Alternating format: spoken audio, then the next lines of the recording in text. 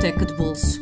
Uma conversa informal a três sobre a relação que estabelecemos com os livros. Uma ideia original de Inês Bernardo E José Mário Silva. Olá, bem-vindos ao Biblioteca de Bolso, um podcast sobre livros, o que eles nos fazem e o que fazemos por causa deles. Esta semana recebemos finalmente Afonso Cruz. Nascido na Figueira da Foz em 1971, publicou o primeiro romance, A Carne de Deus, em 2008. De então para cá tem sido um dos mais prolíficos e reconhecidos escritores portugueses. Com A Boneca de Kokoschka, ganhou o Prémio da União Europeia para a Literatura. Publicou outros romances, como O Pintor debaixo do Lava-Loiças, Jesus Cristo bebia cerveja, Para onde vão os guarda-chuvas e o recente Nem todas as baleias voam, com a chancela da Companhia das Letras. Tem igualmente editado, em vários volumes, uma enciclopédia da história universal e diversos títulos de literatura para a infância. Para além de escritor, é ilustrador e músico da banda de blues da Soaked Lamp. Olá, Afonso, muito obrigada por teres aceitado o nosso convite. Olá. Eu vou só explicar o finalmente. Sim. É que, Afonso, nós somos inundados de mensagens de fãs da Biblioteca de Bolso a dizer: vocês deviam era entrevistar o Afonso Cruz. Ora, E o Afonso? o Afonso Cruz é que era uma grande pessoa Quando é que o Afonso vai? E quando é que vocês têm o Afonso Cruz? E nós Cá está. tentamos explicar, mas, portanto, finalmente Cá está temos ele. o Afonso Cruz. Sim, não tem sido fácil os últimos dias. Tu és um viajante, andas por todo lado, não é fácil Exatamente. apanhar-te. E se calhar começávamos, a tua escolha é muito curiosa, vamos conhecê-lo ao longo do programa, mas começas, a tua primeira escolha são os contos de Isaac Peretz, que é um escritor judeu, meio obscuro, se não totalmente obscuro. Conta-nos porquê este autor e esta obra. Eu não creio que ele seja obscuro. Cá em Portugal, sim, porque eu acho que ele nunca teve traduções para... Sim. Cá em Portugal. Mas no Brasil, por exemplo, esta é uma tradução brasileira, eu acho que ele era relativamente conhecido. Também depende das alturas, isto é um pouco por vagas. E era um contista, eu pelo menos só conheço contos dele, não sei se escreveu outras coisas. E a primeira vez que o li foi até numa daquelas antologias do conto universal, os melhores contos do século XIX ou do século XX, os melhores contos de sempre, já não me lembro. Era um livro enorme e tinha um conto dele, chamado Bundes e o Silencioso. E foi um daqueles contos que eu li e que me arrepiei, chorei, não sei porque, é muito emotivo, é realmente muito emotivo. Ele era do leste da Europa, judeu ortodoxo, e contava-se muitas histórias que tinham a ver com a pobreza dos guetos, com a miséria, um pouco também na onda do século XIX, final do século XIX. E o Bundes não escapa à regra. Mas tem ali uma... Não é só pela beleza, é também pela mensagem do conto. Porque é um homem, que é o tal Bundes e Silencioso, que é muito conformado com a vida, com tudo. É realmente muito pobre, mas tudo lhe corre mal na vida. Tudo. O filho bate-lhe, a mulher bate-lhe, abandonam-no. Depois um dia arranja um emprego... corre tudo mal, o patrão morre, depois começam a tratá-lo mal, depois isto, depois aquilo, só desgraças na vida. Uma espécie de Jó, não é? Sim, uma coisa, mas nunca ele levanta a cara e ele levanta a cabeça para exatamente como Jó, não levanta, não se insurge contra Deus, e há uma altura em que ele inevitavelmente morre, como quase todos nós. E quando morre, vai para o céu, recebido por Abraão, levam-no num coro celestial, uma apoteose, uma coisa incrível, porque ele realmente era uma espécie de santo. E quando ele chega sempre a duvidar que seja ele, que eles enganaram-se, como se enganaram tantas vezes na vida dele, eles julgavam que era outra pessoa. E Era bom demais, era bom demais para ele. Onde expulsar-me, etc. E por fim, quando Deus lhe diz: não, mas escolhe tudo, pede tudo o que tu quiseres, podes escolher tudo, ele pela primeira vez levanta a cabeça e diz: eu gostava de ter um pãozinho com manteiga todas as manhãs. E é muito bom, porque eu acho que tem tudo a ver com a pobreza, a falta de educação, de cultura, e que as pessoas depois não sabem reclamar, não sabem levantar a cabeça, não sabem pedir, e mesmo quando têm acesso, mesmo quando merecem, acabam por não saber pedir aquilo que e chegar onde querem. Lembras-te de onde estavas, porque tu próprio foste, acho que continuas a ser um grande viajante. Porque cá estava no Brasil, Estava em São Paulo. Lá está, porque também não é fácil, não seria fácil encontrar os contos de Peretz cá em Portugal. E nessa altura estava numa casa, não era a minha, e eu tinha uma série de livros lá que o próprio foi numa dono... biblioteca de Alheia. outra Sim, pessoa. que o próprio dono disse, olha, podes levar os livros que quiseres. Uau. E esse foi um dos livros que eu trouxe, por acaso. Uau! Então comecei a ler esse livro, entre Ele é que outras tem uma coisas. biblioteca de bolso. Vai trazendo no bolso os Exatamente. livros. Vamos Mas andava mudar este sempre programa. muito com livros, porque também viajava sozinho. E os livros, São companheiros de viagem, não é? sim, completamente, porque eu digo sempre muito isso em relação, por exemplo, à escrita, porque é um ato solitário. Não é? Nós sabemos que é um ato solitário. Nós fechamos, isolamos, mesmo que estejamos rodeados de pessoas, isolamos, mas não é um momento de solidão, ou seja, as pessoas não sentem solidão quando estou. Eu, pelo menos, não sinto solidão quando estou a escrever ou quando estou a ler também. E também momento... deixavas livros para trás? Recolhias livros e deixavas para trás? Ou trazias Raramente, tudo na mala? raramente. Eu não ligo nada à propriedade, a ter coisas, etc. Mas exceto com os livros. É uma espécie de doença, de vício. És um latifundiário dos livros. Estou uma hora sem comprar um livro, começo a coçar os braços. Então tenho e pronto, custa-me imenso desfazer-me dos livros, até a criação de hamsters, não interessa, tudo o que eu tiver lá. Não, às vezes até porque não me importa nada, por exemplo, de emprestar e saber que nunca mais vou ver o livro, não tenho problemas com isso, mas gosto muito de ter os livros acessíveis e agora também com a profissão que tenho, gosto efetivamente de quando me lembro de alguma coisa, pegar no livro e reler e saber que está ali. Exatamente. Até porque eu sei se o livro não está ali, sim, eu tenho a certeza que há ali uma citação que eu vou precisar.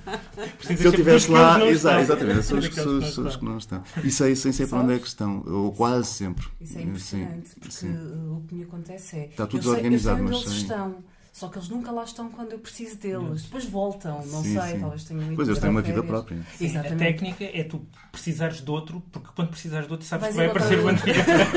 A mim acontece-me sempre. Mas também há uma... É quase místico, porque na verdade há determinados livros, determinadas capas, tu sabes, era aqui. Tu tens assim uma espécie de mancha, uma aura que ficou ali. De livros que estavam juntos naquela altura e, portanto, começas a sentir alguma coisa no corpo. Sim, era aqui. E às vezes insisto muito porque de certeza que era. É quase o detector de metais, Sim, não é? Exatamente. Quente, a ferver. É por aqui, de certeza. Aqueles raminhos para encontrar a água, não é? Sim, eu às vezes tento organizar assim do tipo os que estou para ler em breve, os que marcaram muito, etc. E juntos assim. Mas dura pouco a organização, mais tarde ou mais cedo. E depois de descobrires esse conto, que de facto, se corresponder àquilo que contaste, é um conto muito forte, foste à procura dos outros contos dele? Sim, depois comprei este livro, que é uma antologia com, não sei, se calhar com quase tudo. Ainda tem bastantes contos do Peretz. Sim. E confirmou a nunca tua expectativa? Nunca tive a mesma sensação que tive com aquele. Alguns contos também são muito moralistas. Acho, por exemplo, há muito pudor associado às mulheres. Há uma judia que é arrastada no último momento da vida dela. Acho que ela é arrastada por uma carroça de cavalos, mas condenada à morte. Pronto. E a última coisa que ela pede, por exemplo, são os alfinetes de dama. E era para quê? Para que o vestido não se abrisse quando ela fosse arrastada. É assim o último pedido da vida dela. Tem assim um pendor muito... Uma literatura de outro tempo, não é? Sim, completamente. É um livro ao qual tu voltas, seja em memória, seja fisicamente? Só com este Ubuntu, por acaso. Sim. Porque tem esta propriedade de descrever muito bem a miséria e eu às vezes contava isto, que uma vez fui ao hospital de Évora e as coisas correram muito mal. E pedi o livro de reclamações. E tinha a segunda página. Eu não sei se já era outro livro novo, mas eu quando olho para um livro de reclamações e sou a segunda pessoa a reclamar, alguma coisa está muito errada com as pessoas que reclamam. Ainda por cima. Exatamente. Sim. Então acho que... E muitas vezes as pessoas não sabem, calam-se, acham que não podem... Encontraste na vida real muitas pessoas como ele? Sim. como ele, Como eu ele, conheci. sim. Sim, há muita gente que não se apercebe realmente que tem direitos e que os pode reclamar, que tem uma dignidade, que tem uma série. E nunca foram educados para perceber isso. E, portanto, deixam-se maltratar muitas vezes a todos os níveis. Isso depois funciona também pior no campo, muito pior em países cuja civilidade não está tão desenvolvida a este nível. E às vezes é muito complicado porque oprime-se este e o outro e o outro e o outro, e há uma violência constante na sociedade. E claro, as crianças sofrem muito, porque são mais fracas, as mulheres, mas os homens também. Os homens acabam por passar os dias a serem maltratados, a serem espancados e por aí fora. São sociedades muito, muito duras.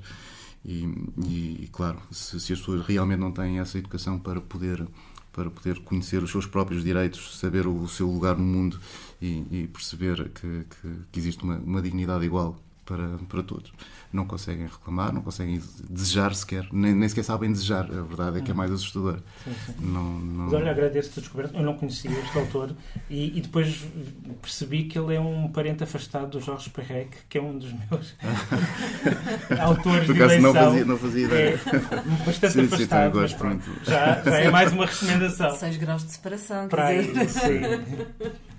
E passamos para a tua segunda escolha, A História Verdadeira, do Luciano. Sim, isto por acaso não estava por ordem, mas pode ser.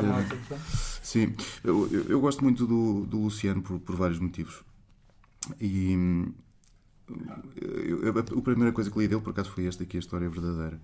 E eu acho que é uma pequena pérola por vários motivos. Primeiro porque, se calhar... É mesmo pequena. É mesmo pequeno, é muito pequeno, é um livro muito pequeno. Muito E é um livro em que ele critica uma série de autores clássicos por supostamente dizerem a verdade, quando nunca estiveram naqueles lugares, descrevem geografias, etc., sem nunca lá terem estado, como se fosse verdade. Descrevem animais e descrevem uma série de coisas, e nós sabemos como é que são essas descrições, a maior parte muito fantasiosas.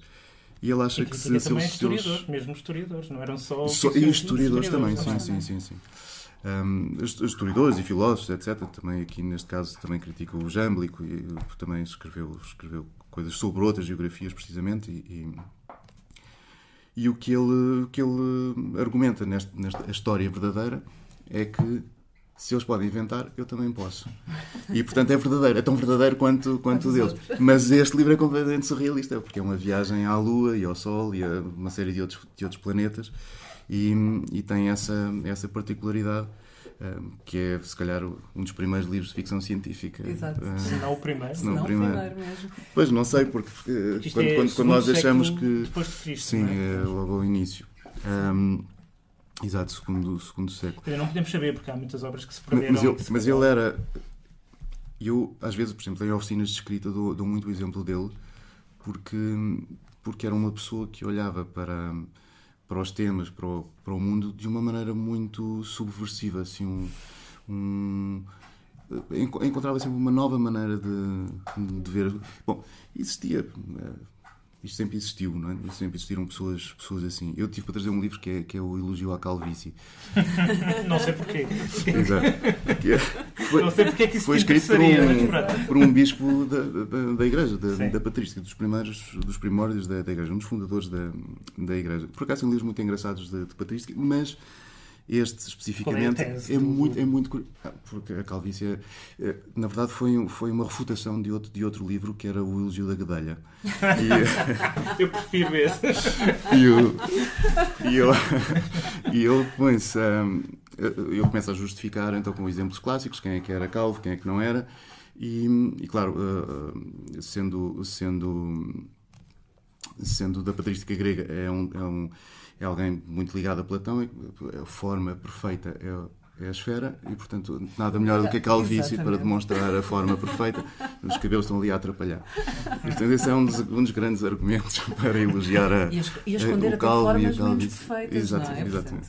Mas havia muita gente a defender coisas estranhíssimas, e isto é uma pessoa muito séria, não estamos aqui a falar de um eclesiástico.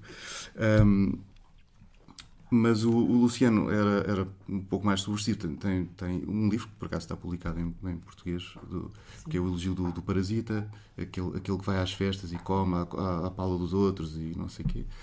Sim, exatamente. E depois tem uma coisa também muito engraçada que é o elogio da mosca, porque a mosca é aquele animal que Santo Agostinho, que sabia tudo, ou achava que sabia quase tudo, dizia que para mim o único mistério é o tempo, basicamente. Era o tempo e a mosca. Que eu não sei porque é que Deus criou a mosca. E de repente o Luciano vem defender a mosca. E é muito curiosa a maneira como ele olha para as moscas, porque nós achamos que é um ser estúpido, chato, etc, etc. E realmente incómodo. E ele olha para a mosca como o grande exemplo de coragem. Ela não teme picar o elefante, não teme picar um bicho pequeno, ela não tem medo do tamanho do ser que vai picar e insiste. Ou seja, ela não tem medo. Nós podemos tentar matá-la, mas ela volta lá ao sítio e volta e volta e volta e não desiste. Portanto, ela é um caso de persistência, de coragem, e portanto mostra a mosca de um lado altamente positivo. Dá dignidade a um animal ser considerado mais acima de tudo é encontrar um outro lado da questão. Até podia ser o lado negativo, porque na verdade eu acho que é sempre possível ver os dois lados e até é bom ter presente os dois, ou os três, ou os 360. Ter esses lados todos e não ficarmos cegos pelo lado negativo, o que aliás essas monomanias são sempre destruidoras. Nós achamos que estamos na posse da verdade e tentamos destruir todas as outras. Isso é o que acontece sempre, ou que tem acontecido sempre ao longo da história. E portanto é muito bom termos estas opiniões divergentes e olhar para a mesma atitude e encontrar nela uma virtude em vez de um defeito, porque quase sempre nós podemos encontrar essas coisas. E neste caso o Luciano era muito bom a descobrir os lados, os outros pontos de vista. Paródia, não é? Ele também é. Era, sim, ele tinha muito sentido de humor. Um lado de gozo com tudo, não é? Completamente. Mas este livro, em especial A História Verdadeira, tem aqui as notas de tradução do Perrault, que eu acho que foi no século XVII, creio. E as notas de tradução também são uma verdadeiras pérolas. Porque ele modificou o texto completamente. Então diz coisas do tipo: cavaleiros grifões. Em grego está hipogripos. Cavaleiros abutres. Nota de Perrault. Põe hipogrifos em vez de hipogipos, porque este nome soa mal. Além de que grifo é mais belo do que abutre para quimeras. Depois ele continua e tem imensas notas. Sim. Com asas de folhas de alface. Isto é outra tradução. E a nota de Perrault diz: com asas de erva. E o comentário dele é: não vou dizer que as asas eram cobertas de folha de alface, pois isso seria demasiado ridículo. Continua. O texto grego refere-se a cascas de fava e coraças de tremoço. Nota de Perrault: fica melhor assim do que pôr simplesmente de fava. De tremoço. Além de que fava ocorre logo e tremoço é pouco conhecido. Então tem muitas coisas. As baleias não têm dentes, mas isto é uma fábula. Garças reais em vez de gaivotas, e a observação é: escolhi uma ave conhecida. Depois aqui suprime, não sei, é com... Se eu me pusesse a usar estes critérios. É com isso que fazem amor. Este aqui não tem interesse. Em grego está que depois o rapaz se casa. Nota de Perrault: não digo que depois disso se tornam homens para não insistir na surdidez, além de que se entende bem. Porque depois há aqui alturas mais com orgias e não sei o quê, e ele depois diz: isto aqui é um exagero, eu não vou continuar por aqui, já se percebeu onde é que isto vai parar. E é muito engraçado ver as notas dele e o que é que ele... Talvez ele precisasse de 2 alfinetes de dama para pendurar. Exato, precisava de vários alfinetes de dama. Vários. De certa maneira, as notas da tradução são os alfinetes. Exatamente. E passamos para o terceiro, para o taoísmo. Exato. Um salto quântico. Um salto para a China. Para a China. O Guangzhou, ou Guangzhe, ou... várias grafias. E foi um taoísta, enquanto Lao Tse, que será talvez o mais conhecido, escrevia em verso. O Guangzhe escrevia, acima de tudo, contos, pequenas parábolas, anedotas, etc. Algumas ficaram muito conhecidas, foram muito citadas ao longo dos tempos. Aliás, eu trouxe um livro que cita precisamente um dos contos do Guangzhe, que eu já leio, que é A Felicidade dos Peixinhos, que se chama este livro, de Simone Leys. Mas alguns foram muito citados, até pelo Borges, etc. Um dos mais conhecidos é da borboleta, sim, é um dos mais conhecidos do Guangzhe. E também um dos se calhar um daqueles mais profundos, porque implica uma série de coisas em relação ao pensamento. Claro, era um taoísta, portanto eram pessoas que de certa maneira começam a não gostar da corte, das cidades, do ambiente citadino. Há aqui uma espécie de retorno ao campo, que sempre existiu, este tipo de movimentos. Pessoas que acham, não, isto é demais, isto há 2500 anos, tá? Isto é demais para... Sim, como alguns epicuristas, etc. Sempre existiu este tipo de coisa. Muito da filosofia do taoísmo encantava muito quando era adolescente. Havia aqui assim uma espécie de harmonia com a natureza que era pretendida, como o lugar do verdadeiro sábio. E que hoje não sou assim tão conformado e não gosto assim tanto disto. Há, por exemplo, um conto de um cozinheiro, nem sei se é dele, se é do Lia Tse, mas que nunca afiava as facas e durante anos não o fazia. Então há alguém que lhe pergunta porquê ou como é que ele faz isso, e ele diz, corte sempre pelos veios, ou seja, vai sempre pela natureza da própria carne, e portanto nunca tem de fazer esforço. E o taoísmo há sempre essa ideia de não haver esforço. Portanto, sigo a natureza e sou mais levado do que a gente, propriamente. Que tem as suas coisas bonitas, tem as suas coisas boas, como tudo. Se tivesse aqui o Luciano. Mas que encontramos também do outro lado alguns defeitos.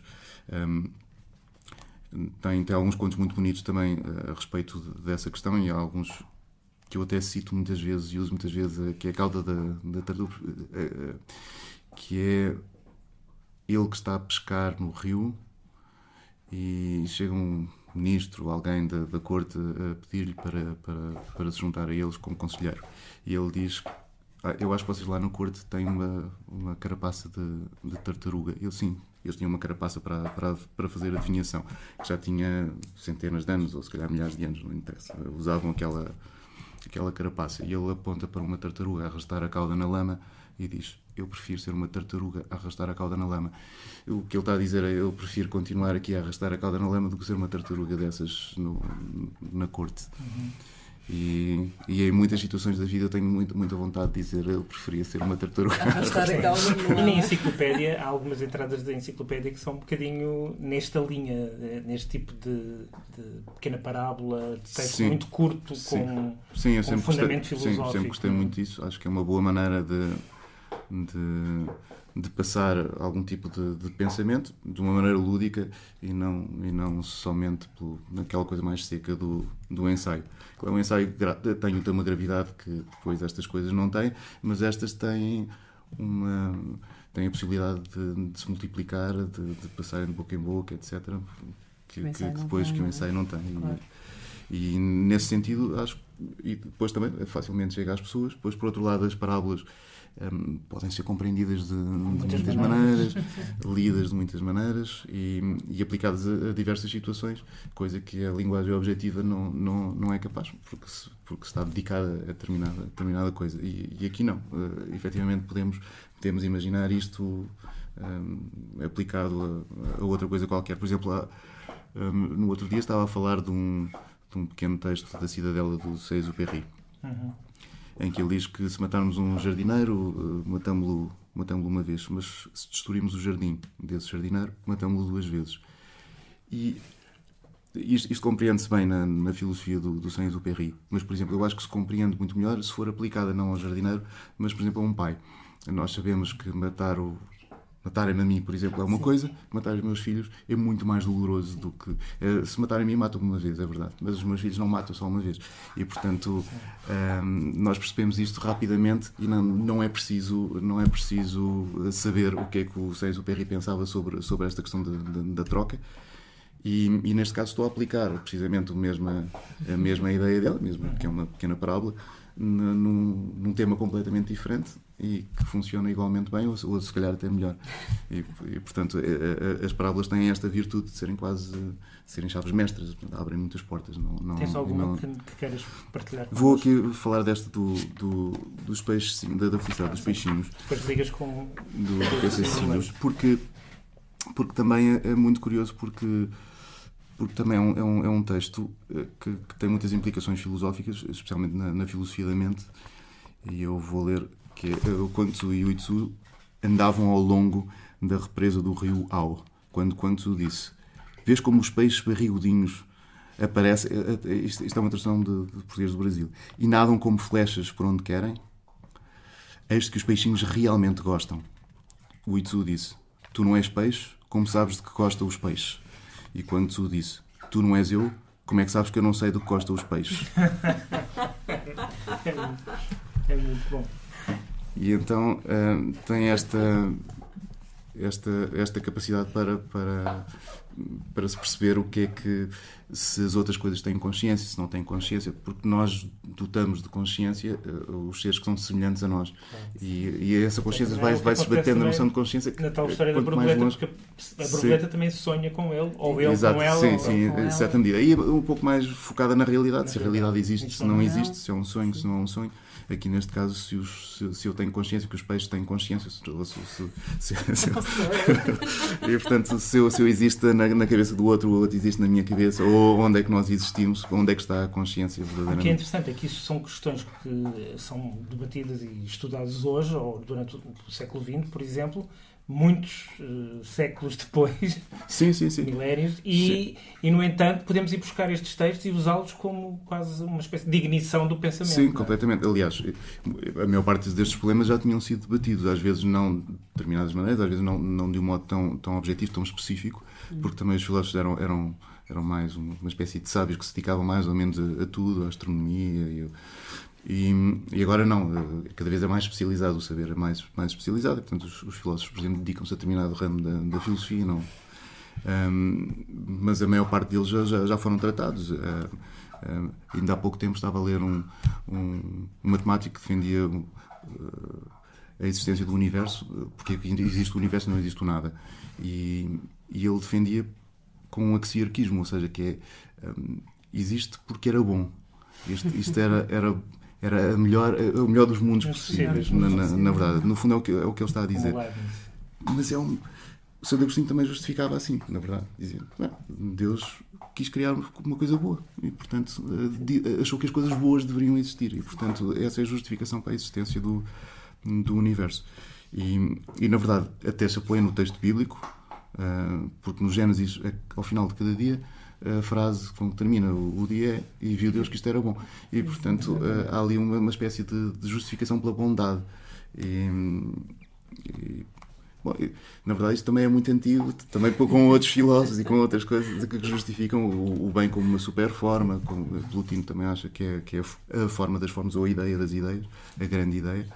E portanto, o universo existe para que possa existir o bem ou as coisas boas.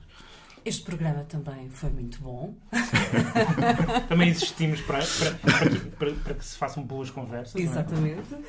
Vamos recordar que contos de E.L. Peretz não existem em Portugal. Há uma edição brasileira de 2001, é a mais recente, mas bastante difícil de encontrar também, e só no Brasil. Podem encontrá-la na FNAC, mas aviso já que talvez o preço seja um bocadinho proibitivo. O inglês, não sei se haverá inglês ou espanhol.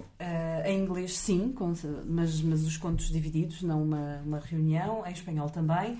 História verdadeira do Luciano também não existe em Portugal. Uma vez mais podem encontrar no Brasil ou em castelhano. Não, mas existia na estampa. Existia na estampa, sim, mas bolso, talvez em alfarrabistas. Não encontrei no OLX, que é assim a nossa grande fonte ultimamente para encontrar coisas esgotadas, mas talvez em alfarrabistas eu creio que o Quan Tzu também na estampa também foi publicado, se não na estampa. Bem, não sei, mas foi publicado há pouco tempo. É possível de encontrar. Sim, foi publicado, tens toda a razão, foi publicado há pouco tempo. É um livro intitulado A Borboleta Voando no Vazio, que reúne o livro de Quan Tzu e a obra de Lietzu. Ok, São os dois à venda por 18€.